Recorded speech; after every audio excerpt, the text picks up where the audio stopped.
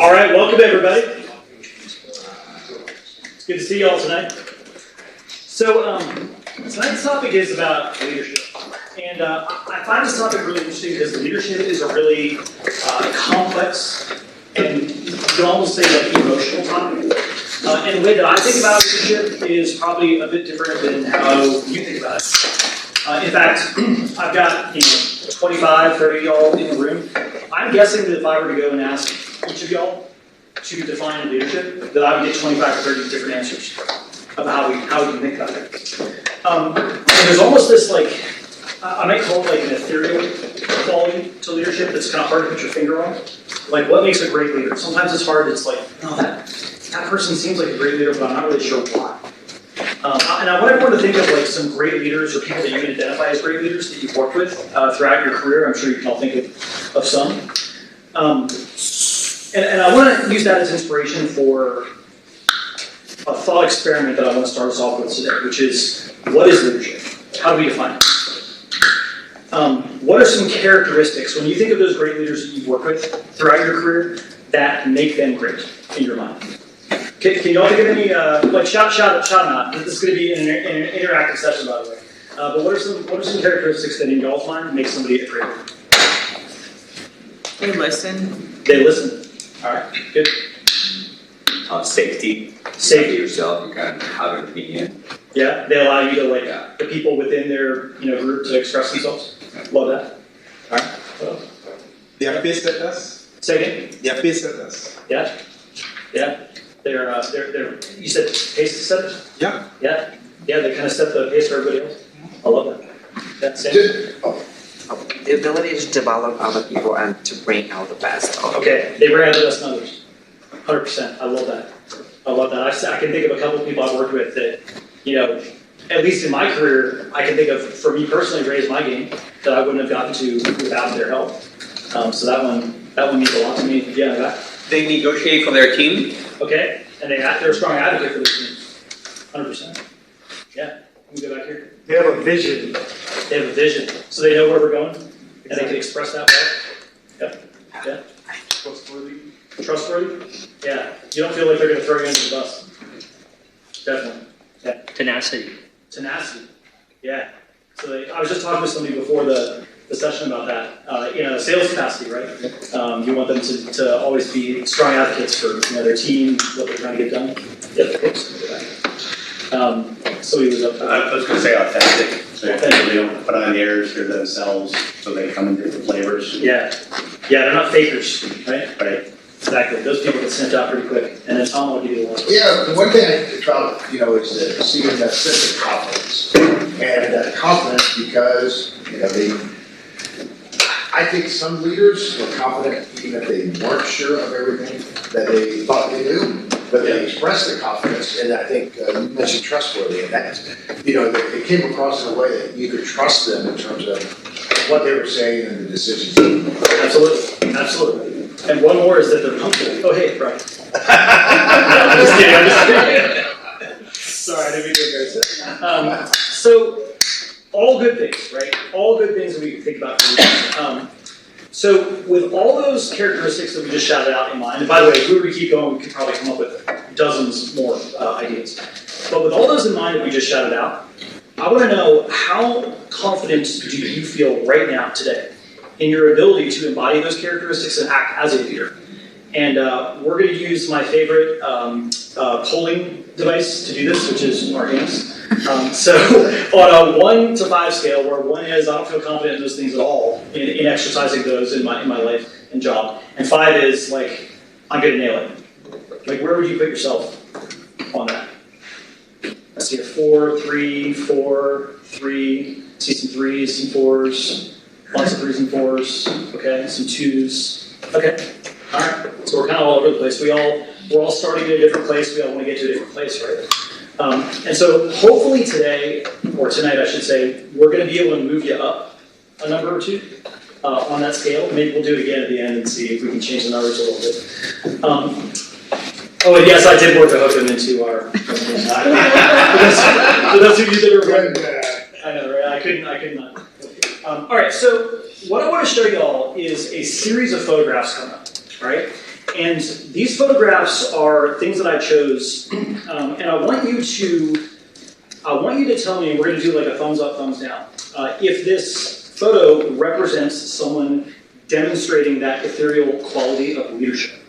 So thumbs up is yes, this is demonstrative of leadership. Thumbs down is no, it's not. I guess maybe there's a middle option if I'm not sure. But let's start with this. The ultimate stock photo, right? So, she's with her team. She's talking about stuff, I guess. I don't know what they're looking at on a clipboard. You're saying no, not so sure, doesn't look like leadership. Some people are saying maybe, no, okay, lots of no's, some maybes, okay. All right, what about this one? No? Yes? Maybe? I mean, presumably she's not in a room by herself. Like, pointing at a whiteboard, presumably she's got a team there and they're working together on something, so maybe that's leadership. All right, these are going to get a little harder as we go. What about this one? I mean, that's interesting. I mean, I guess they're asking him for directions and he's pointing the way. I mean, I guess you could consider that a form of leadership, maybe. All right, my second favorite, how about this one? Yeah? All right. I mean, you could say that, like, hey, somebody had to pull the group together and say, hey, let's have this moment together and take this photo. That's a form of leadership, right? To take that initiative and drive the group to action. But now I want to show you my ultimate favorite photo. How about this one? Right? Oh, like literally follow the leader, right? I think the answer is probably all of the above. Because leadership shows up in a lot of different ways, and at so many times, different times, different places. There's not like one form that leadership takes, and there's not one form of leadership that we can emulate. We got to choose the form that's right for us. And I personally don't buy into the idea that there's one like stereotypical leader persona that we all have to follow. I think if we tried to do that, then it's not going to work out well. Like if I tried to act like Elon Musk, it's not going to work out well. Let me tell you that. I wouldn't recommend that for anything, by the way. Maybe some, I don't know. And so what this session is all about, the way I designed this, is to hopefully make the concept of leadership a little bit less fuzzy, a little bit more concrete, something we can really get our hands around, so that you can think about what are the elements, the vectors, the aspects that go into leadership, so we can find the right mix for you, so that you can apply it better in your life, your job, and so on. Sound good? All right. Hope so. Because that's what this session's about. Otherwise, it's going to be a really terrible session and you're not going to like it.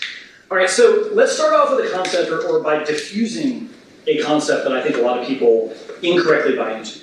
And that is there are two different hierarchies within an organization. The first hierarchy is what I call the management hierarchy, the organizational hierarchy, typically structured like a pyramid, where you've got your chief executive or president or whoever at the top, and then it flows down from there. And a lot of people think that the leaders mirror the hierarchy of the organization, and that just isn't true. Sometimes you will find some mirroring between the leadership hierarchy and the management hierarchy, but it doesn't always work out that way. In fact, many times it does not. Based on my experience, you will oftentimes find leaders scattered throughout the organization, like I've illustrated here. And what will often happen with those leaders that are, lower down in the organizational hierarchy is that they tend to attract people and teams to them on more of an ad hoc basis. That could be around a project or around a product. And you'll find people saying, ooh, I really want to work with Tom. Because Tom is so good to work with and he always is on top of things and I know that he's going to get stuff done. And when you find those people, sometimes those people on the right, they start to move up through the pyramid on the left, but not always. Not everybody wants to be a people manager. Right? Some people are just fine being an individual contributor. In fact, they thrive there. And we have to just first and foremost in our minds separate the managerial hierarchy from the leadership hierarchy. They're going to be different in almost all cases. One really cool example of how the leadership and the organizational hierarchies are different from my career was way back in the day. So those of y'all that know me, by the way, my name is Paul Young. Probably should introduce myself. I'm an instructor with Pragmatic Institute, and many, many years ago, I was the founder of ProductCamp Austin. And I always love coming back to do these events because it's fun to see how the organization continues to thrive. So big shout out to all the leadership, our team, for keeping it going. But previously in my career, I've worked at a lot of different places, both large and small. One company that I spent some time at was Cisco Systems. I actually worked for a company here in Austin that was acquired by Cisco. A company called NetSolve, if any of that rings a bell for anybody. And we provided outsourced services for the management of security, network security devices, so like firewalls and intrusion sensors. Those are pretty complex things to manage. Not every IT team has a security expert on tap that they can use to manage a firewall, so they hire us and we would do it. Well, y'all remember a couple years ago there was that big Cloudflare hack or whatever it was? There was one of those that was going on, not that one, but something similar. And it was an all hands on deck, red alarms, flashing type of situation. And all the executives convened this meeting, basically like a all hands type meeting, to say, this is a crisis, what are we going to do about this? And pretty soon, everybody in the room turned to this one guy. His name was Rush. And I still stay in contact with Rush. Rush was an individual contributor. He was a network security expert. That's what he did. If you had a question about what's the right thing to do on a firewall or an intrusion sensor, he knew the answer. And basically all the executives looked at him and said, what's the plan here, Rush? And very quickly he rattled off, we need to do this, this, this, this, and this in that order. And everybody said, yup. And pretty soon the whole organization was marching along that path. Now in that moment, he was not in that managerial structure. He was down at the bottom of the pyramid, but he was leading the entire organization. And I would argue had more power than the CEO at that moment. And so I think it's a good illustration of how the leadership hierarchy and the management hierarchy, they're just not the same. And so it's okay to exercise your leadership muscle, even if you don't find yourself high up on the pyramid. And there's going to be lots of opportunities for you to do it. And so that's why my first rule, if you will, in this session is this. You are a leader, you're going to be called upon to lead, and you can do it. It's just a matter of structuring your thinking about leadership in a new way. So that in mind, our next big section is all about how to do that. I call this section Understanding Leadership. And as part of the preparation for tonight's session, what I've done is I've reviewed a boatload of research, and also combined it with my own experiences throughout my career to develop this new framework for understanding leadership, at least the way that I see it. And everything I'm going to show you all today is backed by that research and data. And I'm going to share all these materials with y'all, including all the slides from this presentation and all the backing research if you want to dig into it. If you want to read all these studies, you can definitely do that. I've done it, so you don't have to. But there's a lot of interesting stuff out there. Because there's a million books you can read about leadership. There's all these podcasts you can listen to. You can get on YouTube and spend the next 42,000 hours looking at videos on leadership. And some of the stuff you're going to read is very complementary to one another. Other stuff is very sort of contradictory. Like they're going to say two different things. To help make sense of it all, what I've developed here are 7 what I'm calling vectors of effective leadership. And I want you to think of these vectors as a combination of traits, skills, mindsets that can make you truly effective as a leader. And so the 7 we're going to look at here tonight start off with the first, strategic clarity. And I think you're going to see a lot of the things that you all raised earlier showing up in these.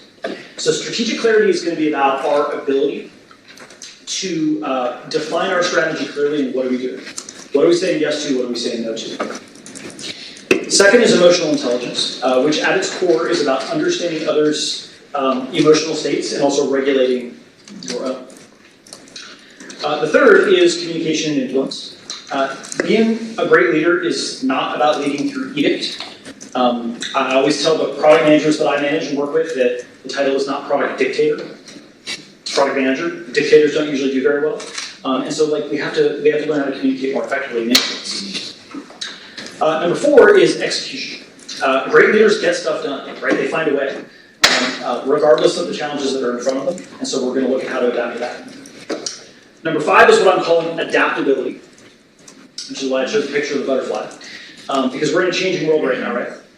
You got tariffs, you got AI, you got supply chain issues. All this stuff is shifting and changing. We got to be able to deal with it. Great leaders know how to adapt, and they can do it quickly.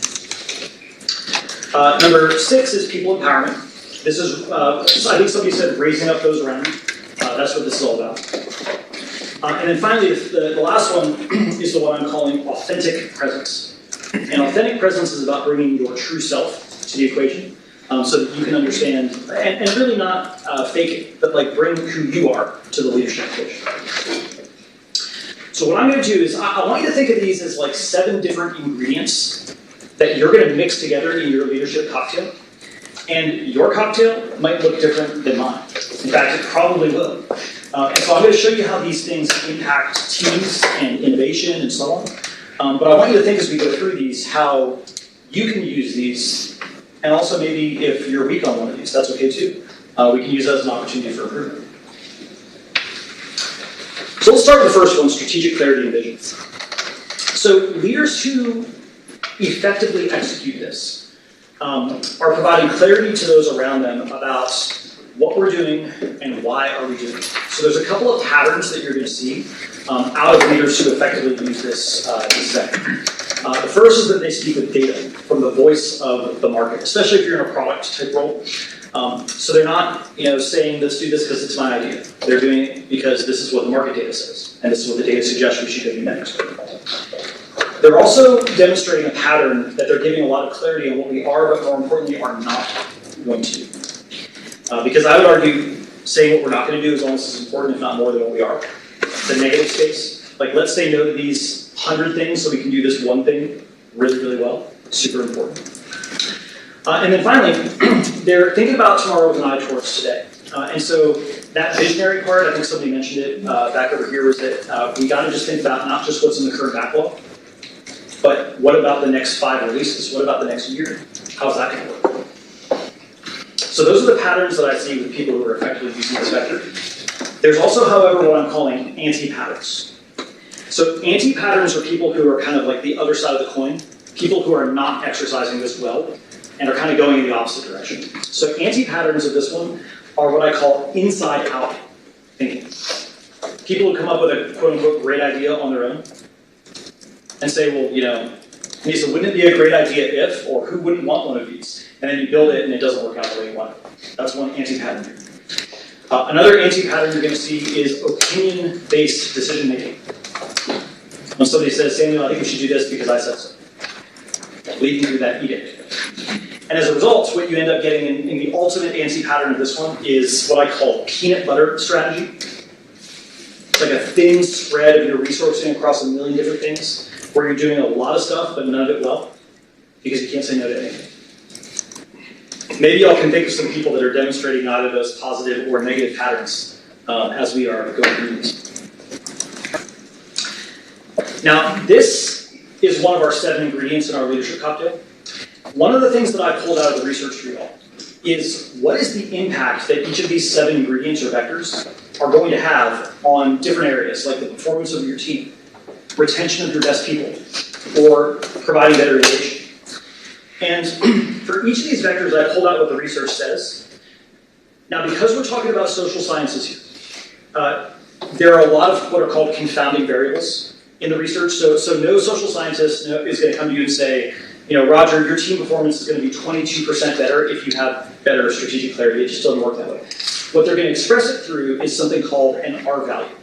I'm going to take you back to statistics class, right? Maybe for some of y'all this was recent.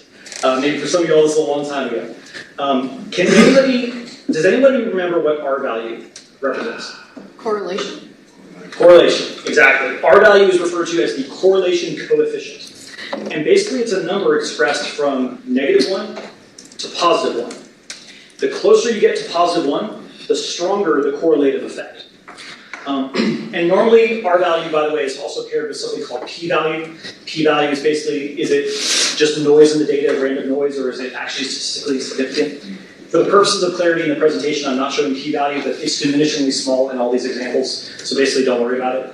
But again, I'm giving you all the research if you want to go dig into it. If you don't believe me, right, you can go dig into it. But for these, for strategic clarity and vision, you can see it's got a positive correlative effect on all three of these areas. And look especially at team performance and innovation, all the way up to 0.35 based on the research. And so, pretty strong effect. And I think that makes sense because teams perform better when they know what they're going to do and what they're not going to do. And if they've got that clarity on we're saying yes to this and no to these 5 things, it makes sense that they would perform better.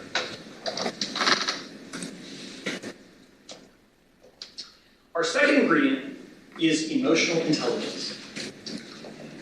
I love that photo. In this vector, it's all about understanding and adapting to others' emotional states and also regulating your own. And there's a couple of patterns you're going to see from people who demonstrate this trait. First of all, they're thinking of others. It's not just about them. Right? So I'm going to notice that Tom's upset. Right? I'm going to ask him questions. I'm responsive to his emotional state. So if he shows up someday for work, and I see him, I can tell that something's a little bit off. I might say, hey, how's it going? Is everything cool? Are you good? I'm just picking on Tom here because I know he's always upset. No, I'm just kidding. What's your reading out now? They also tend to build the bridges beyond the work. And so when I say build bridges beyond the work, they're not just going to let it be about the work, they're going to go beyond that. So they're going to want to understand more about, like, how are you doing personally? Like, how are your pets, how are your kids, and so on. By the way, if you want to build bridges with me right now, talk to me about how to be a better golfer, because I'm terrible. But I would love to get some tips on that. And then finally, they know when to take a topic off. Have you ever met somebody who's like, they just want to continue to beat that horse in a meeting? And it's just like, dude, there are 10 people in this meeting, right? You two need to go off and talk on your own. Right? Somebody with strong emotional intelligence is going to be able to do that. Now, unfortunately, there's also anti-patterns here. Anti-patterns of emotional intelligence, things that you don't want to see. So conflict seeking is one, people who seek conflict. People who are antagonistic. Victim behavior is another one. Woe is me. Also, all about me-ism, right? Where it's always all about them. Narcissistic behavior tends to be part of this, self-healing. And so those are kind of the anti-patterns of emotional intelligence, people who tend to be more all about them. They're going to break a bunch of those eggs. Maybe fix some people who demonstrate either those positive or negative patterns. Now, in terms of our values, strong emotional intelligence has a big effect, especially on team performance. Look at that, all the way up to 0.4. And so what that tells us is that it makes a big impact on teams. Like, who wants to work for a leader or with a leader who demonstrates low emotional intelligence? It's just not fun. It's the kind of thing that drives people away from that kind of work to leave. So you can see retention is also impactful. The third element in our cocktail, third ingredient, is communication and influence. And most of y'all are probably not surprised to find this one here. Because if I go to any of your organizations, any of your companies, and I do a 360 survey, and I ask, what's our biggest issue? Communication is always number one. We need better communication. I'm sure you see this all the time. If HR ever sends out a survey, it's always like the number one thing. We need better communication across the org. There's a couple of things, though, that you're going to see as patterns from people that effectively exercise this vector of leadership. The first is I noticed that they're economic in their word usage. Judicious in how they speak. Have you ever met somebody who, it's basically like, hey, why say 10 words when 100 will do? I call this the ChatGPT effect, right? You know, when you just go on and on and on and on and on like ChatGPT does. And so good leaders, they say just enough to get the job done, right? They're not always going on and on. They also tend to be really persuasive storytellers, which is important because humans are hardwired to relate to stories in a way that we don't relate to facts and raw data, unfortunately. Because we're not computers, right? And just to prove it to y'all, has anyone here ever received a spreadsheet from somebody else that somebody else built? Yeah? Yeah, I'm sure we've all had that experience, right? And you had to dig through it, right? You had to say, like, oh, how they built this formula, how does the data move between these tabs, and so on. Probably had to spend like 45 minutes decoding their work. If I went back to you 6 weeks later and say, hey, what did you get from that? Most people are going to be like, maybe something. On the other hand, if I go to you and I say, Roger, we just got done with a bunch of research. I'm happy to share all the data with you, but here's what we found. There is one big issue across our customer base that if we go solve it, will take away a huge pain for them and make them customers for life. That's the kind of story that goes viral within the organization. People remember it, they refer back to it, and they're going to continue to resonate with them long after the data expires in their mind. And so people who really are exercising this trait, they are always working on their storytelling abilities. Another big pattern here is they understand where their stakeholders are now versus where they want to be tomorrow. And so they always have their finger on the pulse of stakeholders. And they know which people are allies, which people might be objectors to the program, how are we going to push things forward. A really good leader is always on top of things. But probably most importantly, the biggest pattern that I see here is they know when to stop talking. Good communicators know when to shut up, effectively. Because sometimes there's just a point where you have to zip it, and you got to let the team go. Right? Effective leaders know when to do that. Have y'all ever met anybody who either has this or doesn't have this? Right? You just go on and on. It's not fun, right? We're not in Congress. We don't need a filibuster. All right, our values here show, again, a big correlative effect, especially on team performance and also on innovation. And so it kind of makes sense. People who communicate better, they work better together, they come up with more creative ideas, and they're always trying out new things. And so that's why it's showing up here for team performance and also for innovation. Our fourth ingredient is execution. And what I mean by this one is that a great leader gets things done. They always find a way to get things done.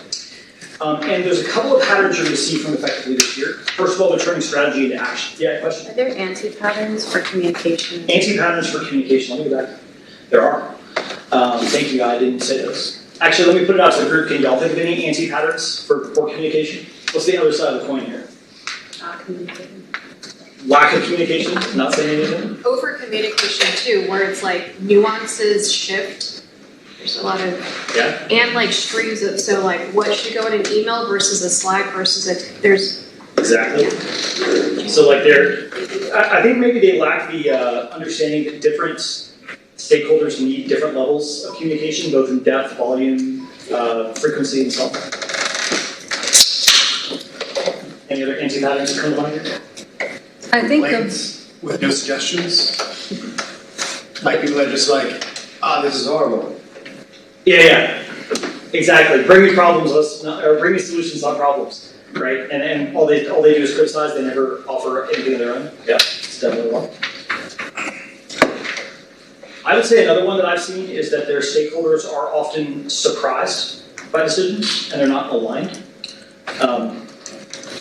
Have you ever walked out of a meeting thinking you came to a decision, and all of a sudden you find out that there were 5 people who weren't in the room who are now surprised by that decision? And they're like, ooh, now we gotta go walk it back, right? It's like take 1 step forward, 5 steps back. Somebody who has poor communication is gonna find that. Yeah. I've seen in large organizations, decisions are very siloed to the respective line of business, and the other line of business which has impact on it are not aware or not included.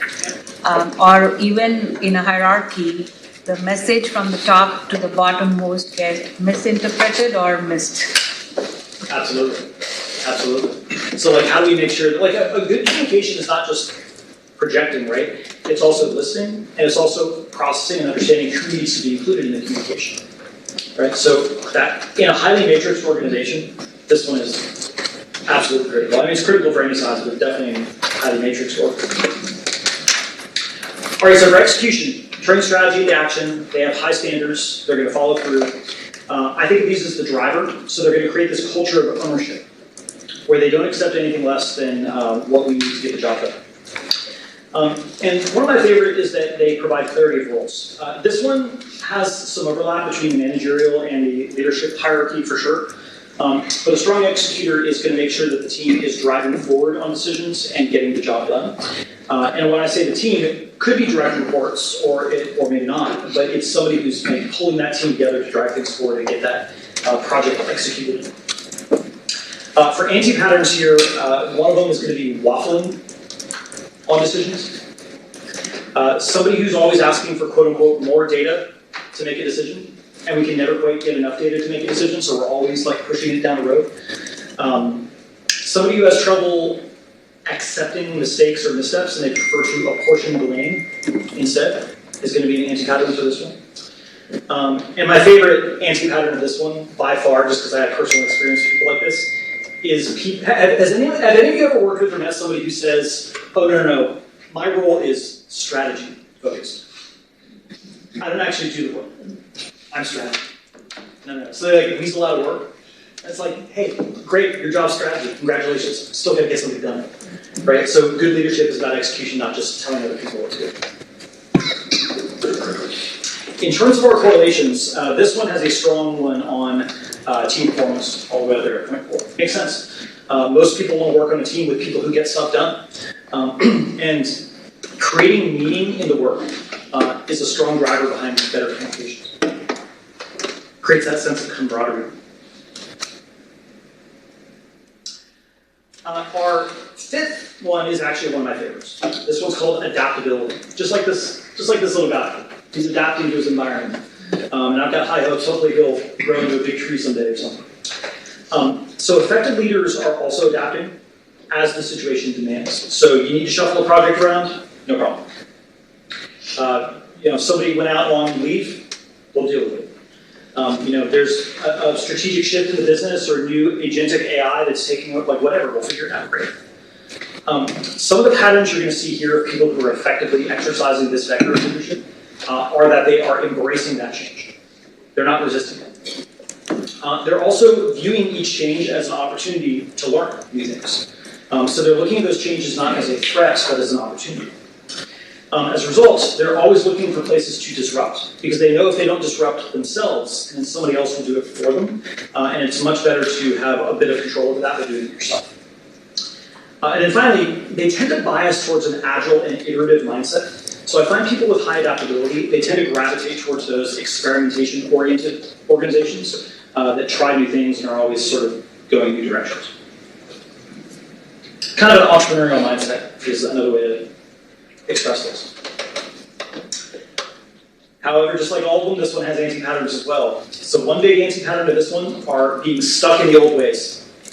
You ever heard anybody say things like, oh, that's not how we do things here? Or my favorite, we got to go check with legal on that. Right? If you ever want to kill a project, just go suggest you check with legal on something. It's almost like they want to hermetically seal the organization in plastic and just keep things frozen, the way that they are today. But that's not reality. We can't freeze things the way they are.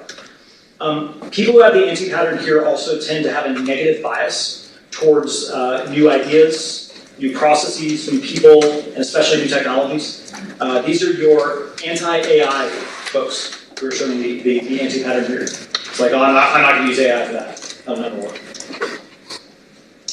Now, it surprised me when I pulled up the research on this one, that out of all the ingredients that we're looking at here today, this one had the strongest correlation on innovation at 0.5, over 0.5. And so it kind of makes sense because what it illustrates is that in a world where change is like the only constant, we always have to reinvent ourselves to stay forward.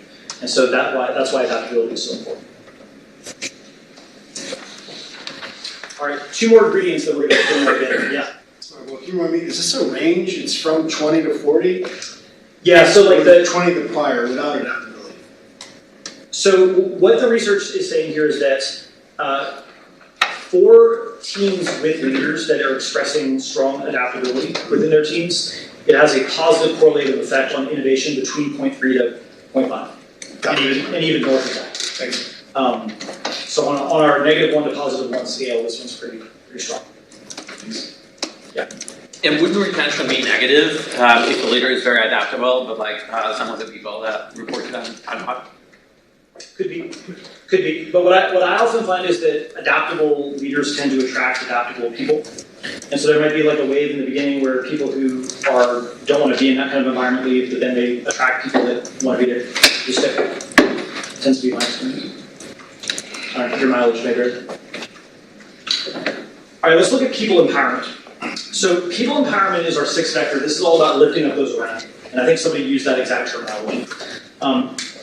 This one is one where people are going to show the pattern of being highly invested in the growth of others. So for that reason, they know it's not all about them, and they act as a really strong mentor.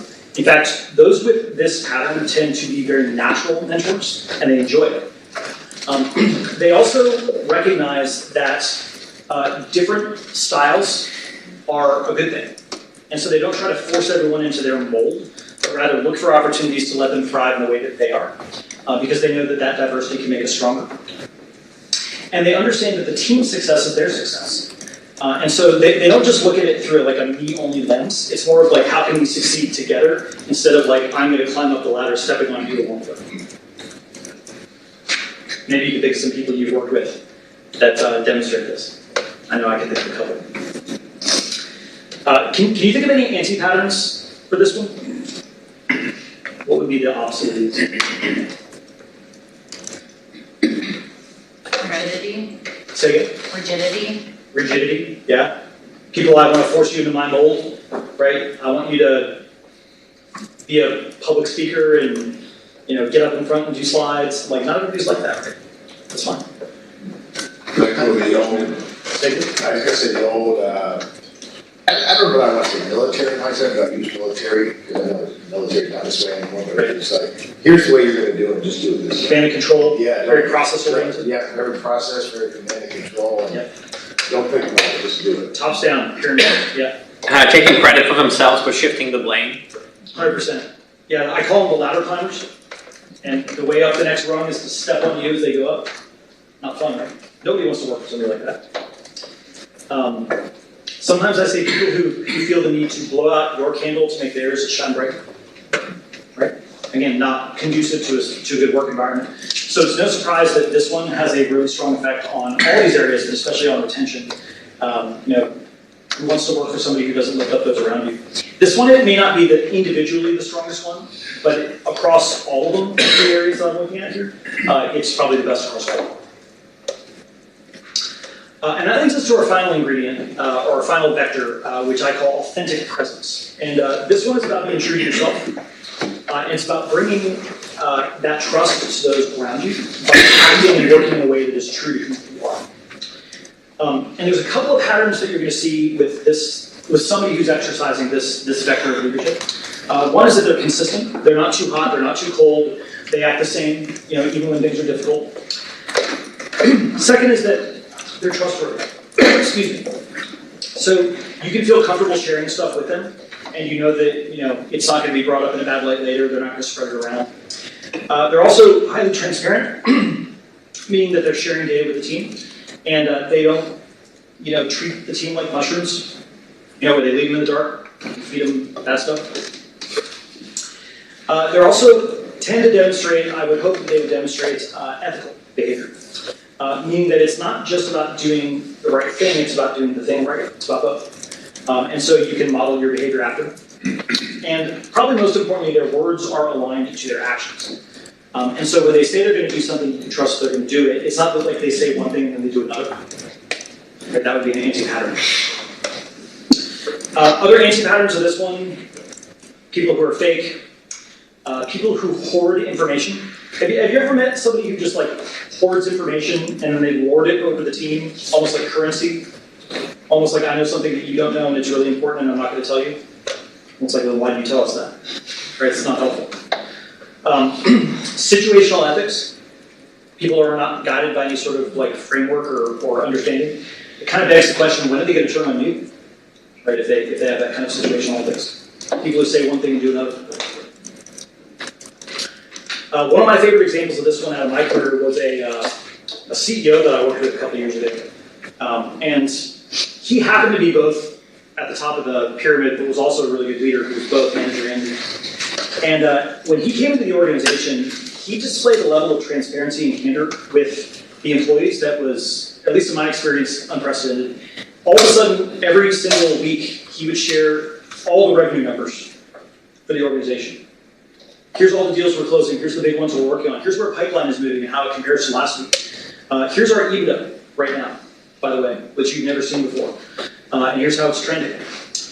Here's the deck I'm going to show to the board next week. All the slides. Does anybody have any feedback? Right? That level of transparency was pretty unprecedented, and I remember coming out of one of those meetings once and looking at one of my colleagues and saying, did we just see what I think we just saw? And because he put that level of trust in us, we put it right back into him. And that organization went higher and further than I ever thought possible. It's pretty cool. Yeah. Did you get into any trouble with legal from that? No, but it was also a small organization where there was one person in the legal department. And so the risk of that legal jumping up to do that was probably pretty low. Your mileage may vary on that level of transparency. I think turn that dial appropriately for the organization that you're in.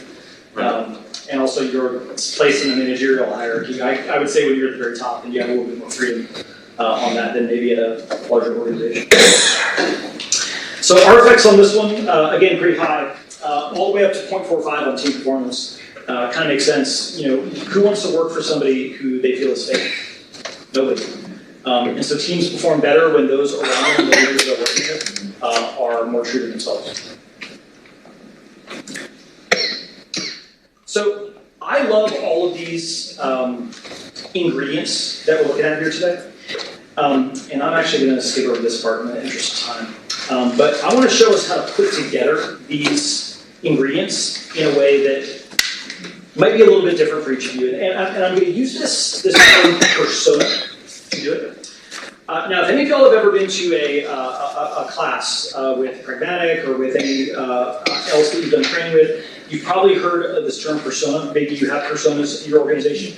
The way that I define a persona is this. It's an archetypal representation of an average buyer or user of your product. And you might have multiple different average buyers or users of your product.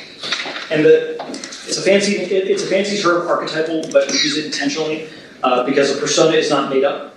It's not based on opinion. It's based on facts and data. And hopefully you build personas and use them within your product and development process. I'm going to take this persona idea for today and adapt it a little bit by introducing a new concept that I'm going to call a leadership persona. And the way I'm going to define a leadership persona is a representation of your ideal leadership strengths, styles, and characteristics. And I want you to think of these, the 7 ingredients, the 7 vectors we just looked at, as being key to putting together into your particular leadership persona. And the way it looks for you is probably going to be different than how it looks for me. As I was going through prepping all this, what I developed and identified through the experiences I've had in my career are 5 different leadership personas that I've seen. And I'm not saying these 5 are exclusive, and I'm sure there are many, many others. But maybe you'll see yourself falling into one of these 5 leadership personas. And if not, I'll show you a way to figure out what yours looks like. So the 5 I'm going to look at here today are, number 1, what I call the visionary architect. We're going to look at the grounded operator, the adaptive catalyst, the charismatic driver, and the empathetic coach. 5 leadership personas. And the way that I like to express these using those 7 vectors we just studied is, I can't use an XY graph, right? Because I've got 7, not 2 things to look at. Has anybody ever built a spider chart or a radar chart? You know what that is? Looks like this. Got my 7 vectors that we just studied around those, right? What if I told you for each of these 5 personas, their strengths and weaknesses across those 7 ingredients are different? Some of them are really good at some things, others are really good at others. So what I'm going to do to kind of close this out today before we do our little panel is I'm going to walk you through the 5 different leadership personas. What are they good at? Where are they weak? Maybe you'll see yourself in one of these. And I'll show you how to generate your own as well. So the first is what I call the visionary architect. The visionary architect is really good at being oriented to the future. They're great at strategic thinking. I would call them a futurist. They tend to lead by example, and they're always thinking about what is going to happen next. They tend to be what I call that quiet authority. This is something I want by my side when we're thinking about how to respond to a big development in the market. So like if a competitor comes out with this new big thing, or if there's a big new AI thing that we have to respond to, the strategic visionary architect is the person I work with. If I were to pull up their spider chart, it would look something like this. So no surprise, you can see they're really good on strategic clarity. All right. They are really good on authentic presence, pretty good on adaptability, but they're also a little bit weak in communication, in execution, and especially in people enablement. They may default to being a bit more closed off. They're going to have to step out of their comfort zone to get into more of a managerial role.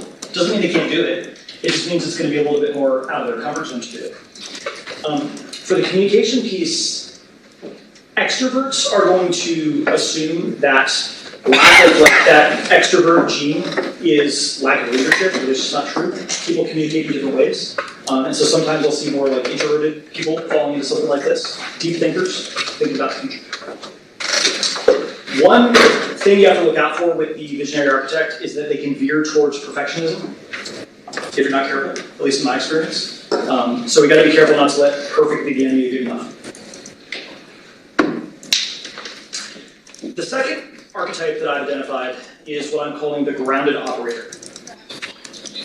Love that photo. Looks like the guy from, what was it, CSI Miami? About to take all his classes. So the grounded operator is reliable. They are the one getting the work done, driving the team forward. They are really, really good at execution. I call them a master of execution. And they tend to be very process and systems oriented. So if you need someone to document a new PDLC, if you need somebody to map out your new agile process or customer workflow, they're going to be really, really good at that and rallying the team around that. If I were to look at their radar chart, they're off the charts on execution. Super strong at that. A little bit weak in some other areas, like communication and people. I would say the quote that you're going to hear from the grounded operator, if you were to talk to him or her, is going to be, why doesn't everyone share my drive? Right? That's kind of what they're thinking. It's not that they don't, it's they're expressing it in different ways. You can hopefully see how the grounded operator and the visionary architect can be great to pair together, right? They kind of have different strengths in different areas. Might be really good to put these two together. Third persona that I've identified is what I call the adaptive catalyst. I'm sorry, go ahead. In the previous one, the execution, the grounded operator, Yeah. isn't the people empowerment needs to be higher for that person because to have a very successful execution who's driven so much, Yeah. usually have a good people empowerment too, right? To be an effective manager, yes. But I would say for the leadership persona, this person might default towards saying, you know what, I got it. And then going off and doing it on their own. And so they got to harness that energy of being really good at execution to, like you said, redirect it back towards the team through things like delegation. But they're going to have to learn how to delegate. It's probably not something that comes as naturally to them. By the way, just because somebody's weak on one of these areas doesn't mean that they can't do it. It just means they have to work harder at it. All right, let's look at adaptive catalyst. Adaptive catalyst, really good at being innovative. Innovative thinker, always coming up with new ideas. Always looking for new ways to solve problems. Tends to be very biased towards agile and pivoting. They love change. In fact, they thrive in a change-driven environment. This one's a bit more balanced. You can see they're really strong on adaptability. They're pretty good on communications as well. The downside to the adaptive catalyst persona is that they can be a little bit scattershot, a little bit ADHD. Really easy for somebody here to thrash the team because they're coming up with new ideas all the time. And it's like, you ever heard that term shiny object syndrome? Right? Easy to go from one thing to the next each day if you're not careful with this. So again, partnering this person with the architect and the operator could be really good. The fourth is the charismatic driver, and I love this photo because she's actually driving. But this person is a really good communicator, tend to be very high energy. They're highly persuasive. They love the debate. It tends to be very results driven.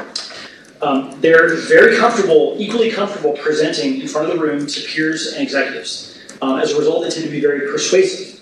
It's kind of a balanced persona. You can see they're kind of good at a bunch of different stuff, but especially in communications. The downside to this one, though, is much like the grounded operator, the charismatic driver, they've got a lot of charisma, right? So they can tend to run people over on their way to results. So they can like bully people, either knowingly or unknowingly, on their way towards getting something done. And so you just got to be careful here. If this person is too me-oriented, that can be a really bad combination, right? You want to use your charisma for good, not evil. The final one that I want to share with y'all today is what I call the Empathetic Coach. And Empathetic Coach, really high emotionally intelligent. For them, it is all about the people focused. They understand when you succeed, they succeed. They tend to be a very strong mentor.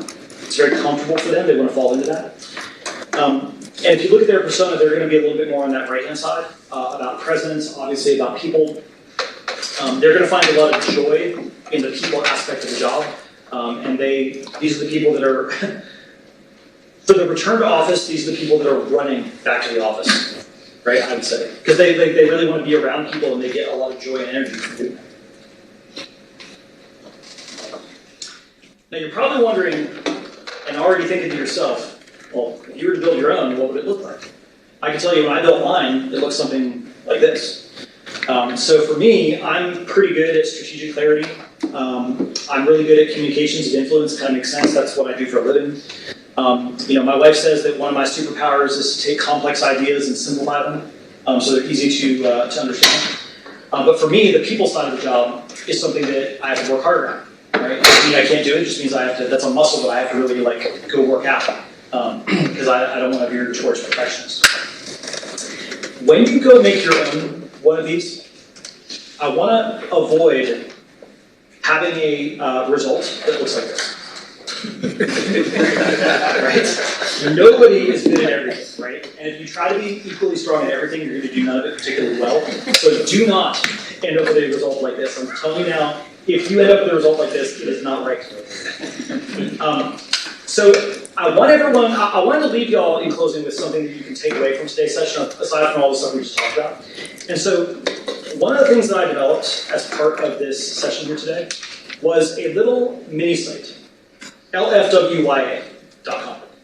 And if you go there right now, actually don't go there right now, but bookmark it, you're going to find a little self-assessment that you can take.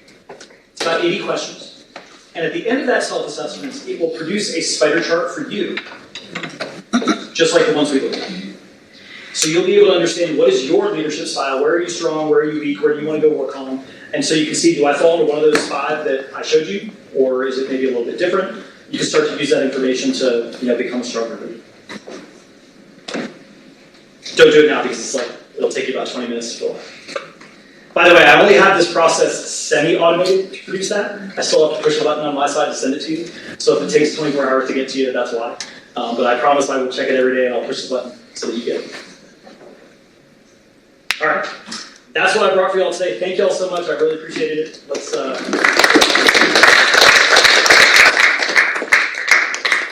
gonna jump in real quick. I just want to give a huge shout out to Paul. What did you guys think? Pretty awesome. If you don't know me, I think I know most people here, man. So I'm the president of Pragmatic Boston. Paul, thanks so much for this. The fact that this is free is unbelievable. I'm like back there taking notes. I cannot wait to do this later. But we're not done yet. I do want to remind you guys there's a bunch of food. I'm going to set up this panel. Paul and Tom will lead it. Let's keep the energy going. All right, excellent. Thank you, Paul. And what we want to do is to move into more of a panel type discussion. And Paul's going to join us for us. Also, Mike Ditson and Greg Madianos, if I said that right. Okay, if you would, I'll come up here and take a seat on one of these. I'll take the weird. Yeah, that was actually super helpful. Joystick seat. Great, you guys on the middle. And so I'm going to kick off with a couple of questions for them. And then we'll turn it over to you to ask additional questions. But let's first have at least Greg and Mike give a quick introduction. So Greg, if you would. Sure. Just a little bit about your background. By the way, they have both served as VPs and chief product officers, so they come from a leadership perspective. All right, hi everyone. Very nice to meet you all. I'm Greg Madianos. I'm a long-time Austin resident, now about 20 years, and I've been about in product leadership, typically B2B SaaS, for a little over 25 years now. Not leadership 25, but 15-ish of those years. Started off in the Bay Area, got my way to Austin about, as I say, about 20 years ago.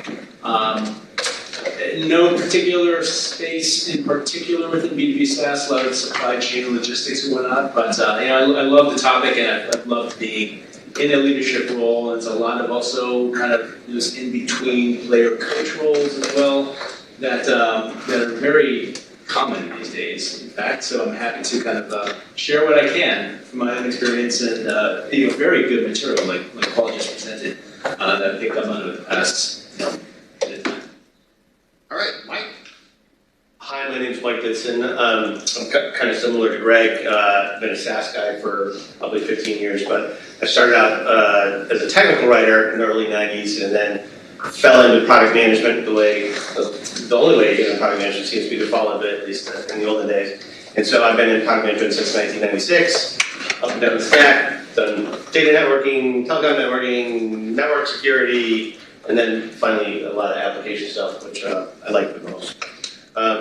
Worked at 4 startups, but mostly most of my background sort of zero revenue to 50-ish billion kind of thing is the space I like. I'm bigger a couple times by accident or acquisition kind of thing. And then I also teach product management here at McCombs. Yesterday just started, same as my TA, one of my 2 TAs. And just started the 4th springtime yesterday. Awesome. All right. So the first question that I have is, I'll have Paul talk about it in a moment here, but I'm directing this to Mike and Greg, is really about what was one key takeaway or maybe one key item that caught your attention from Paul's presentation around leadership? Yeah, Greg? I had the advantage of skating this ahead of time also, but I would have said my answer would have been the same. It's all very valid, very legitimate, and these are all muscles to exercise in tandem. Paul does a great job of putting them together. The one that I particularly gravitated to and resonated with me, I guess would be the way to phrase it, is the communication aspect.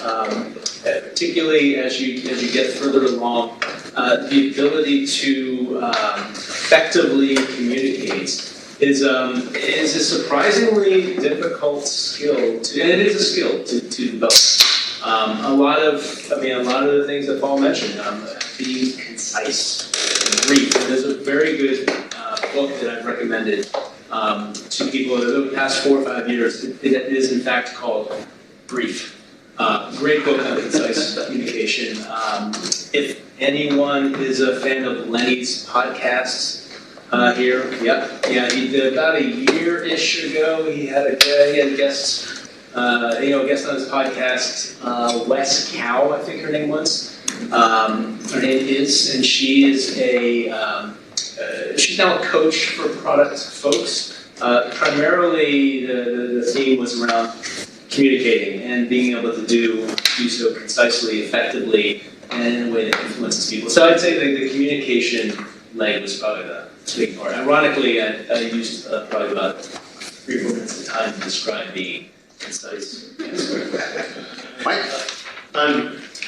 I hoped I would have come up with this on my own if I thought about it, but what it brought to the forefront of what I was thinking of, which may be obvious, but it's just really keen in that leaders come in all different types and sizes. So as Paul was going through this, I was applying, all my favorite CEOs or favorite bosses over the years to see, oh, this one's that, or similar to that kind of thing. And I think the important takeaway is lots of people think leaders are, doing the big presentation, doing the, Steve Jobs, one more thing kind of thing. But there's lots of leaders, like the most successful person I ever worked for, who's now a gajillionaire, is not like that at all. He's shy, like he'd never do a presentation. We'd have to get him a couch and he'd be interviewed by someone anytime we did any kind of customer conference thing. But he was, brilliant in a lot of ways. So I was trying to map out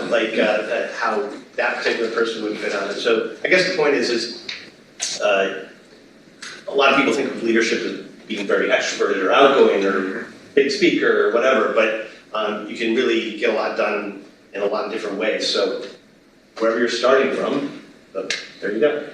Yeah, I have to, build on that. Is when I was in the military, I kind of thought there was a model for leadership. And I think that's something I quickly, understood and appreciated. And I think, Paul's point also is that somebody isn't a leader just because of their title.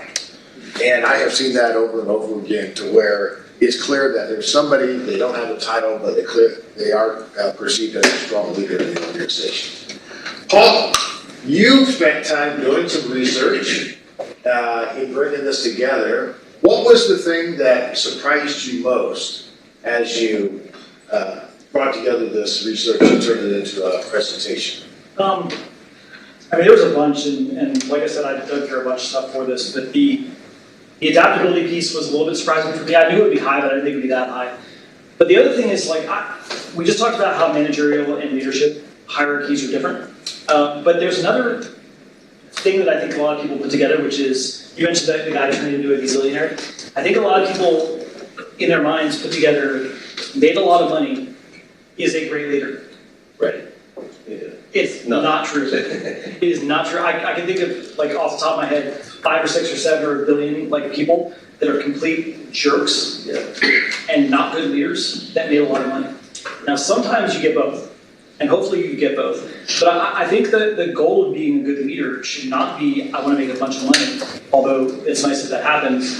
We should want to be good leaders because it's the right thing to do, not just for us and our insanity, but also for the teams and people around us. Being a good leader is a reward in its own right, I think. So that was the one thing that I reflected on a lot as I Yeah. So real quick, for those of you that are very stats oriented and you saw him showing a high correlation value of our value of being, 0.3, 0.4. If you're talking about, a lot of scientific research in terms of, science in the pure form, that's probably a 0.3 or 0.4 may not be a high correlation that you want to count on. But in the social sciences, of which clearly leadership falls into, anything that has a 0.3 up to a 0.5 is considered a pretty important part of correlation there. So when I was looking at it, I was like, a little bit low, but I checked and sure enough, the social sciences, it is a high level of correlation. So it's a very important indicator. So. All right. Having served in product leadership roles in the past, what would be, for somebody who's an up-and-coming product manager, what might be a bit of advice that you would give to that product person? And I'll start with Mike and we'll come across it. So anything. I think, just because I thought of it a second when I was talking before, not being concise, was that just pay, as you're developing yourself as a leader, it's paying attention to it. So because I'm teaching tomorrow, I happen to be doing the age-old is the question of, is the product manager the CEO of the product? And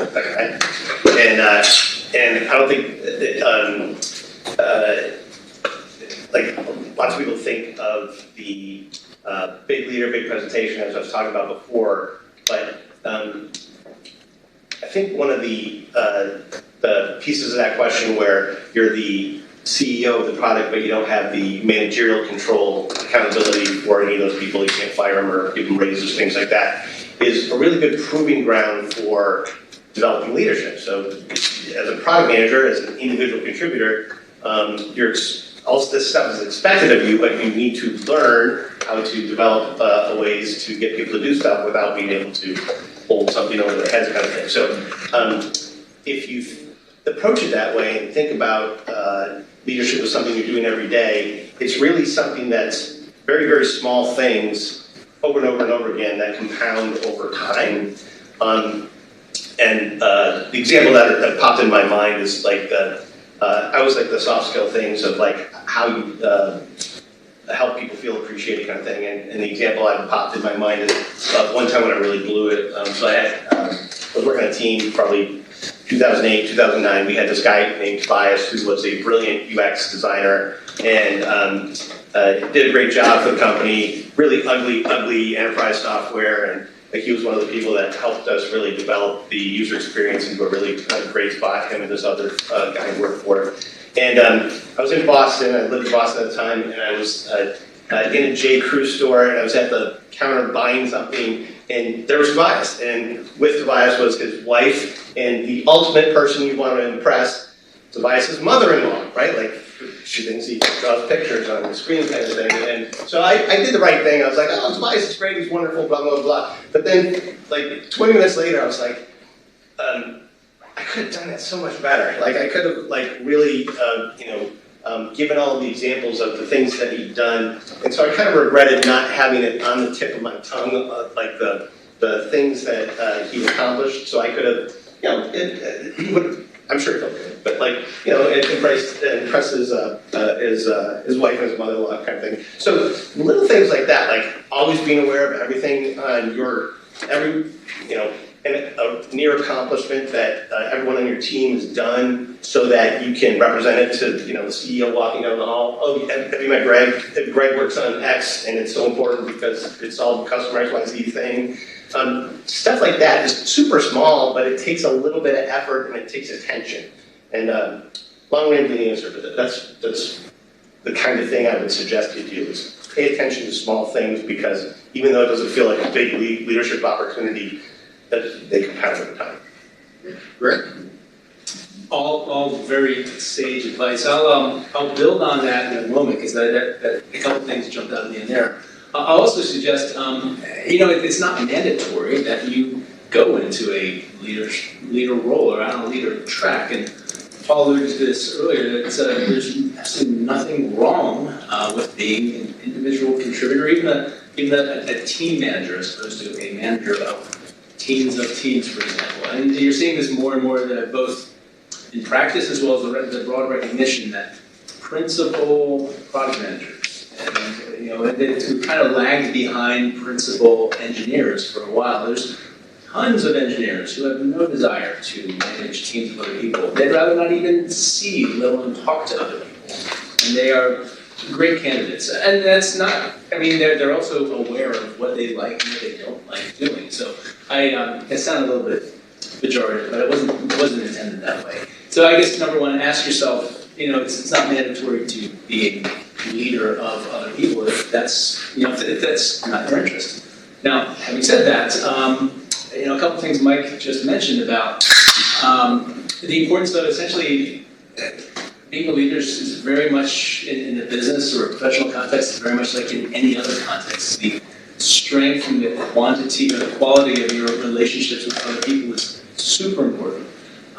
Building them and maintaining them, and not just within your own product team, but within the extended team, development, UX, CS, customer success, pro services, sales, etc., etc. These are all opportunities, your interactions to kind of create a bond with someone who they will intersect and interact with you as a product person who tends to be at the hub of this overall network of stuff that happens at your company.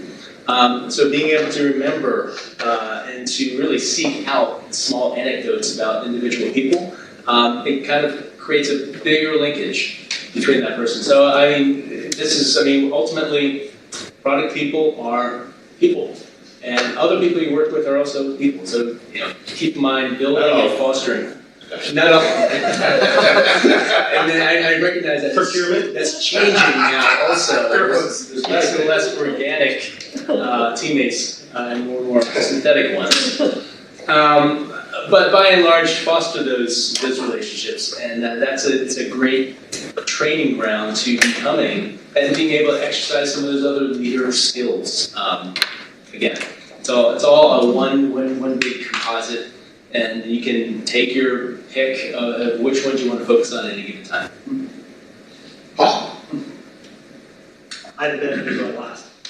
What's that? I had the benefit of going last. Yeah. So, all right, here's how I did two things. So I work a lot with people that are in the beginning of their journey on their career, that are they're just getting into product, maybe they're a few years into it.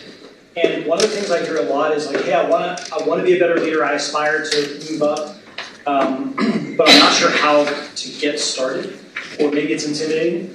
Right, you're in a meeting, and you've got a bunch of senior people around you, and like, how can you demonstrate leadership but not overstep? And it's like this delicate balance, right? So one of the things that I would always teach to my teams were these little things that I call affirmations. These are things you can say to yourself, either in your internal monologue, in front of the mirror in the morning. I do a lot of affirmations. I do an affirmation before every presentation I give, by the way. The affirmation I give myself is that, hey, if I want them to be excited, I have to be excited. I learned that from a mutual friend, John Miller. Because if I'm standing up here bored out of my mind, then I can only imagine what you're thinking. But the affirmation that I would tell my product people to give to themselves is that if you're in a meeting, say out loud, hey Tom, I'd like to exercise my leadership muscle in this moment. Because sometimes just by putting it out there, you find that other people, like, they raise their eyebrow and they're like, oh, okay, how can I support you in that? And so, like, a little affirmation goes a long way towards creating action, and sometimes just taking that first little baby step starts the snowball rolling down. Right, so that's one thing. Use an affirmation like that. By the way, I have a whole slide on that in here that I skipped due to time, but you can download all of these slides, including the ones that I skipped, on the mini site. If you scroll down past the assessment, there's a link where you can download a PDF with all the slides from today. The link isn't working, so The link isn't working? can you double check it? All right, I'll double check it. I'll look at that tomorrow. Okay. And if I can't get it to work, I'll send it out and maybe the ProductCamp team can get it to them. So the second thing was, in addition to the affirmations and taking the first step on your own, the second thing is that for those that are in the managerial hierarchy, okay, we manage people, you have to make the space for those that are lower in the hierarchy to lead. And by that, what I mean is that if you are in an opportunity to manage people, then you can't just step on them and make the decision for them. And this is something that I've had to really learn, because I will admit that I'm a perfectionist. There's one right way to do things. It's my way, right? And it took me a long way to learn that, hey, that's not actually the way it is. There's a lot of right ways to do things, maybe even better than the way I would have done it. And to let people go and try things. And sometimes they'll surprise me in a good way and come up with things that I would have never seen.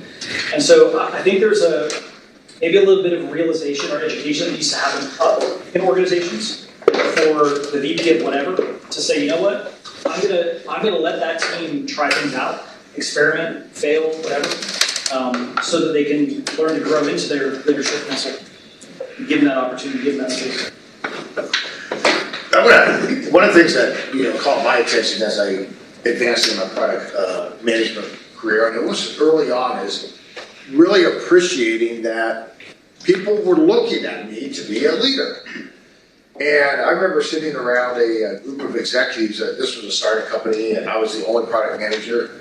And I was presenting to them, saying, here's my proposal, what we work on here for our next release that we are doing.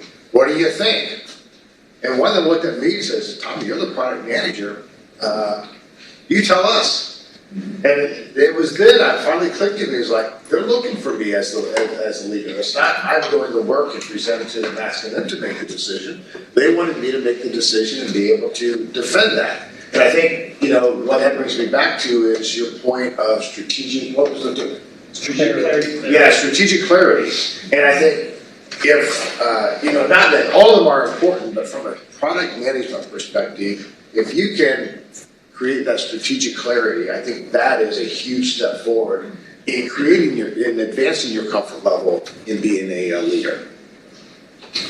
Well, let's open it up to the audience for our questions. So, Samuel, you were the first one.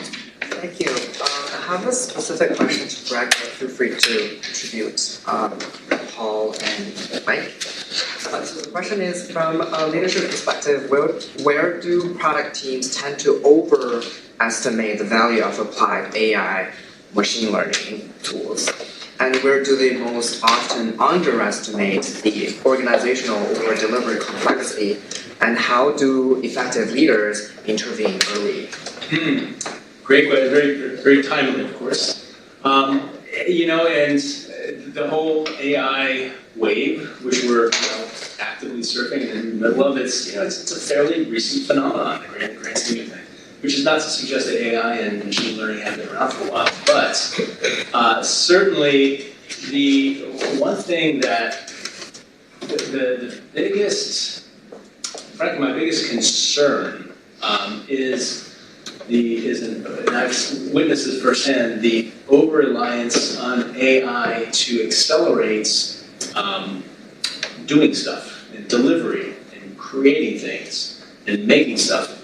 And using that as a substitute for the upstream work of truly understanding problems, pain points that the people who you're trying to solve their issues for, if you will, your target market, if you will, understanding those pain points and the shiny new object phenomenon of I'm now empowered as a product manager, perhaps a non-technical product manager, to create rapid prototypes and maybe even get into, my development team will let me get into the code base and I know how to use Cursor. I'm going to start changing the source code, whatnot. Wonderful, with the appropriate guideline or guardrails, if you will. Well, may not be wonderful, actually. But, yeah, I would be very hesitant to over-index, if you will, on delivery, execution, making stuff, to the detriment of discovery, ideation, and truly understanding your core markets and the problems that you ultimately want to get everyone else excited around about solving those problems, not just doing what you have determined to be the right sort of delivering the solution that you have come up with, but you ultimately want to get your team, extended team with a capital T, invested in helping you to solve those problems and articulating what those problems are and why they matter.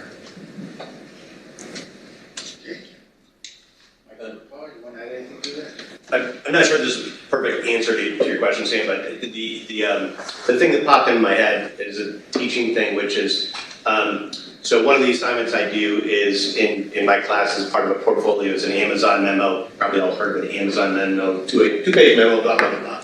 Basically, forcing the person in the position of trying to make a recommendation to the organization to, rather than present to you, fully think through their thoughts and all the way and make a good argument.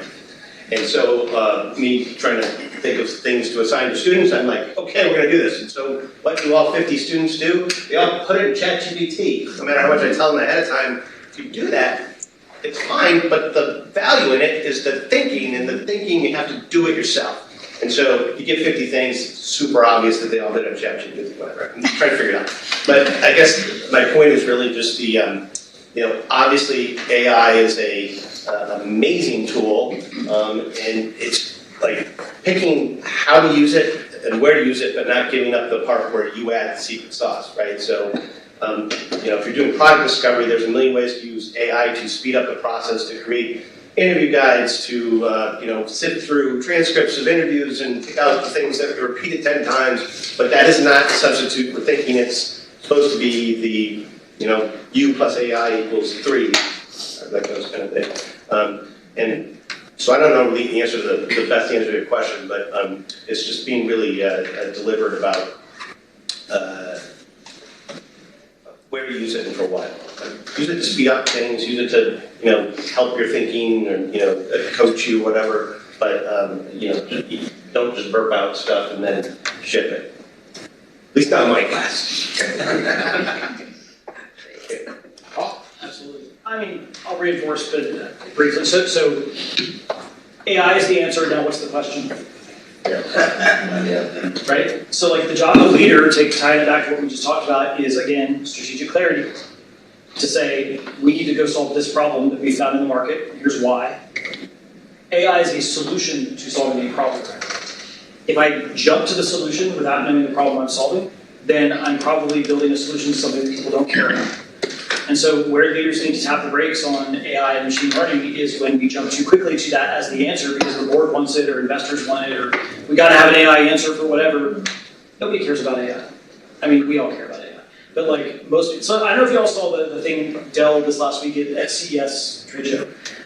They backed off completely all of their AI messaging in their new laptops because their market research identified Their buyers do not care about AI. In fact, it is a downside to them purchasing their products if it says AI on it. And so if you look at all their new product launches at CES, like the biggest consumer electronics trade show in the world, not one mention of AI.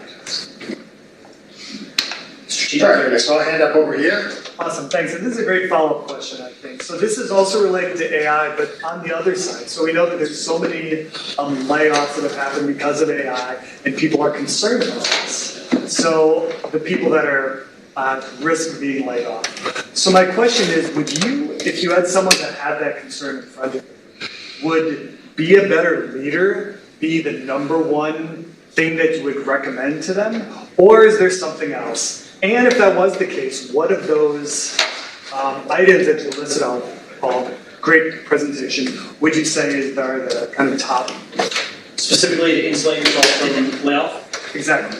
So, how do I say this the way I want to say it? All right, so being a better leader, like I said, is a reward in its own right, and will insulate you somewhat from layoff, but nothing can completely insulate you from that, including being the world's best leader, if you're in a part of the business that they've identified they're going to come. And so being a better leader will improve your network. It'll make you more liked, it'll make you more adept to working in a different part of the business if yours gets eliminated, all those things. But it's not like a skill that you can just flip a switch and get overnight. It takes a long time, and like anything, practice, right? Trying to get better at golf, it's going to take me a couple of years probably to improve my swing, if I'm being realistic. I'm just trying to break 100. But like, just like that, being a good leader can take some time to develop. If I wanted to insulate someone from layoff, I would suggest that maybe, I don't want to say a better thing to do than work on leadership. I would say in addition to working on your leadership would be to get marketable skills and identify what parts of the business are the most insulated from that. So generally, the closer you are to revenue, the harder it is to lay you off. So move into product marketing, move into sales. Get good at that if you want. You know, nobody's going to lay off a salesperson who's blowing out their quotas, right? That's going to be the number one thing you can do in the short term, probably. Longer term, all the stuff we talked about here. Yeah, I would agree with that, and kind of frame it in a slightly another way. Leadership does not immunize anyone from layoffs as well. I know it can feel that way because layoffs tend to have fewer impact, a smaller impact, a smaller number of people impacted. I think that's more reflective of there being a smaller number of people that you go up in the organization. Generally speaking, I mean, think of any way you can think of to make yourself more valuable, more indispensable, even if it's not leadership in nature. Paul had mentioned earlier on in his presentation about, I forget the gentleman's name, but the one guy who, when there was a major outage incident, the entire company looked at him and said, "What do we do?" To the extent you can take steps to be in that rush role, even if it's it doesn't have to be for across the company system outages, but for one major customer, for example, you are the go-to and they would be disappointed if you were not there anymore. Think about how am I less replaceable, more indispensable, more valuable, all kind of versions of that, of that theme, if you will. I'm a little bit less worried about the whole AI replacing everybody thing. Like, I totally understand the fear, have a little bit of it myself kind of thing. But at the same time, I've been building and selling enterprise software for 20 years. And it turns out the whole point of enterprise software is to automate shit and hire less people. And so it's just the rate of change that's different with AI than it is with what I've been doing for a long time. And it turns out as we got more and more software and technology, more and more growth happens. So at the end of the day, what matters for all this stuff is productivity.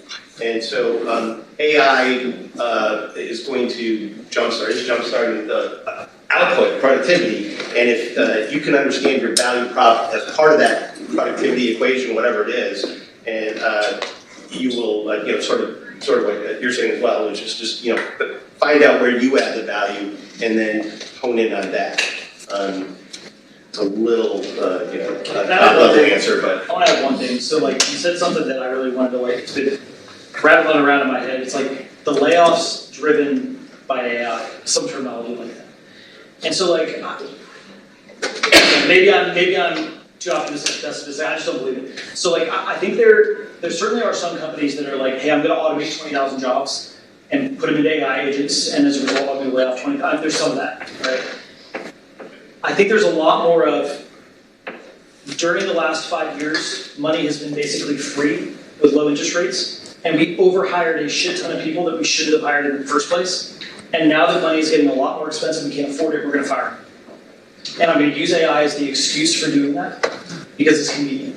And investors like it, and it will make my stock price go up, and as an executive, get my bonus. I think that's most of what we're seeing. Now, the end result is probably a differentiation, a distinction without a difference, because somebody's staring down the barrel of a layoff.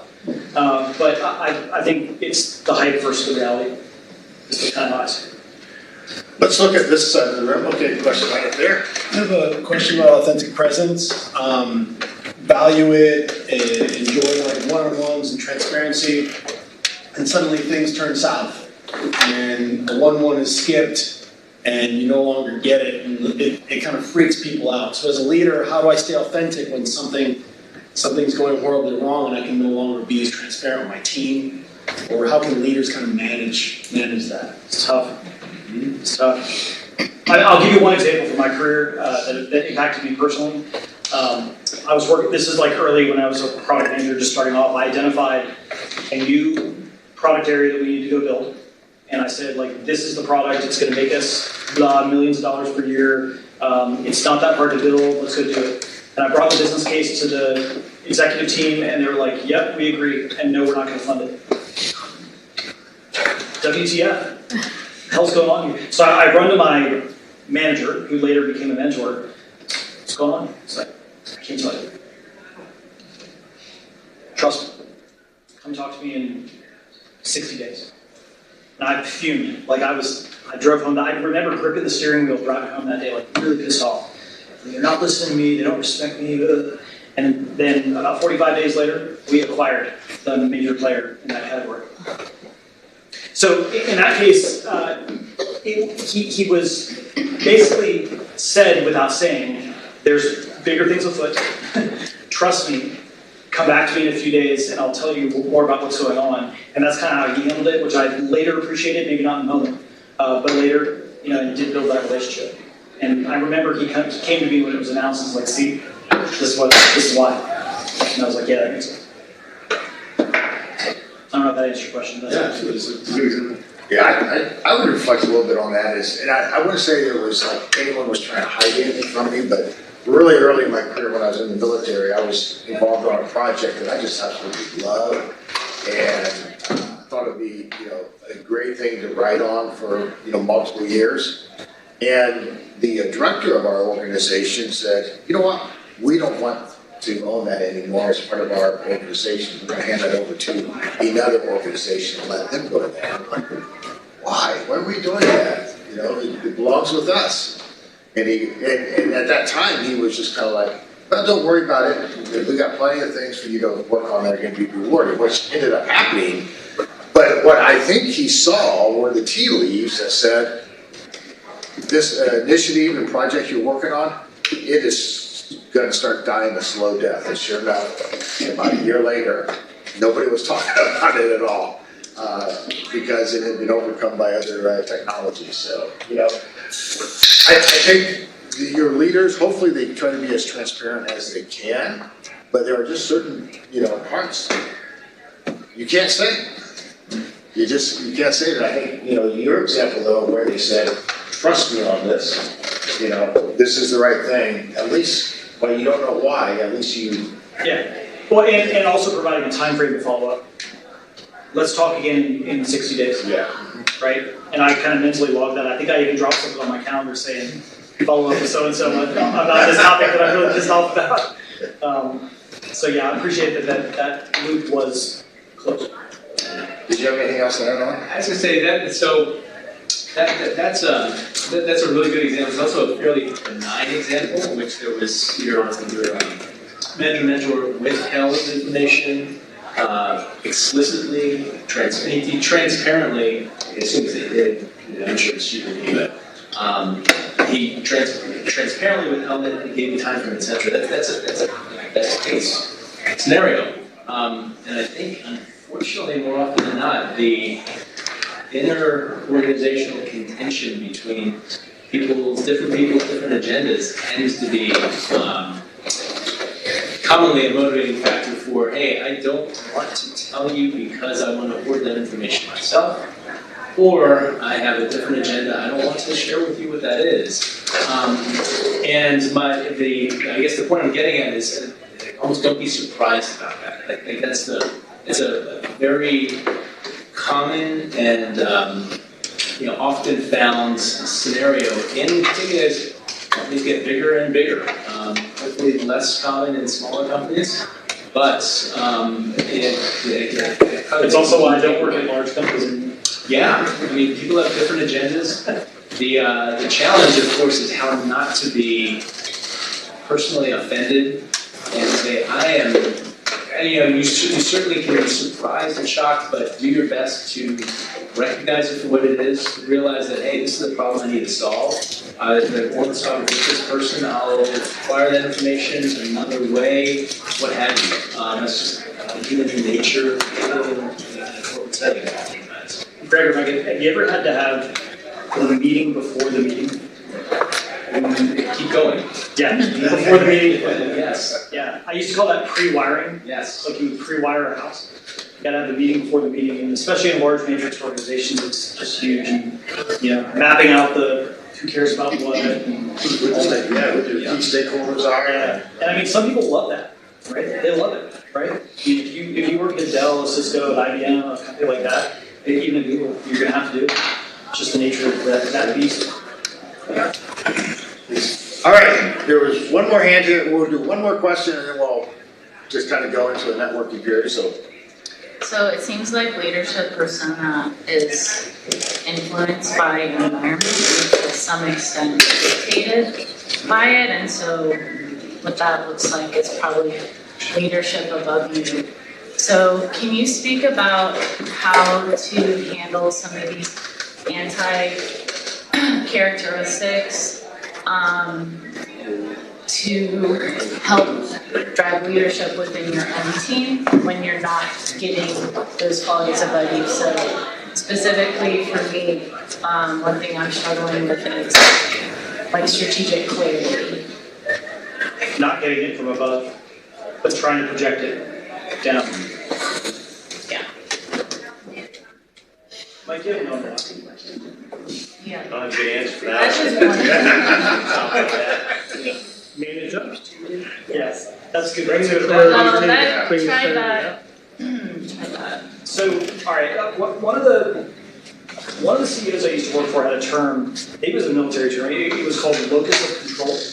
Control the controllables. Yeah, control what you can control. And so basically, like within every pyramid, there are smaller pyramids, right? The one that you are at the top of.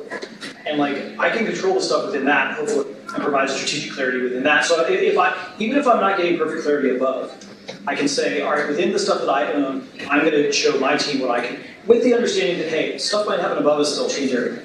Probably will. There's also a set of tools that we can use sometimes to help the managing up process. There's one of them that I sometimes teach in one of the courses I've made called the strategy matrix. It's a variation of the hands-off matrix. And it kind of forces the hard choice about what are you going to say yes and no to. And if you put it in front of leadership above you, and it becomes very quickly apparent if they're trying to do the peanut butter thing where they say yes to everything, at which point you can call it out and have an honest conversation about what's realistic, or if we're really focusing our energy. And so that's like one of my favorite go-to tools that I use in that situation, is to basically say the emperor has no clothes. If he or she truly doesn't, say, hey, we're trying to do it all. You can't pour 5 gallons in a 4-gallon bucket. Like, what are we trying to do here? I'll do whatever you want. But you got to give me that hard conversation. any other? Yeah, so In my experience, it's often the case that there are really good takeaways and learnings you can glean from the leadership, particularly at the top end. You're absolutely right. The tenor and the overall kind of culture tends to be a top-down exercise. Just that's how it works, right? That doesn't mean that you particularly in your own sphere of influence need to follow that same pattern, right? You can take a look at what is successful from those folks above you and learn from that and apply the stuff that works in your world and try to avoid the stuff that doesn't. When I first started off in my very first job in Silicon Valley after business school, I was at a place called Siebel Systems where a gentleman named Tom Siebel, his name was on the building and he made sure that everybody knew that it was his name on the building. Very successful. He had a lot of money, still does. And he's a Silicon Valley, luminary. He's not anyone I would ever recommend anyone add in their life after necessarily. Silicon Valley, like hotshot, but and he had great qualities. I think his spider chart would be an interesting one. Strategic clarity would be great. Communication and empathy would be negative rating on any of Dive into the middle of the spider chart. Yeah, right. It goes Black hole. Black hole. Exactly. I guess my point being that you can learn that, and hey, he was a great example of how to exercise that particular muscle, strategic clarity, and while also kind of serving as a counterexample. Take it as an anti-pattern, like, oh, do not communicate. So there's lessons and anti-lessons to be learned and kind of all around you, and take advantage of that. All right. Well, Paul, Greg, Mike, thank you so much for leading us through this session tonight. And thank you everyone for attending. Go ahead, hang around a little bit if you want to. There's still some food to snack on.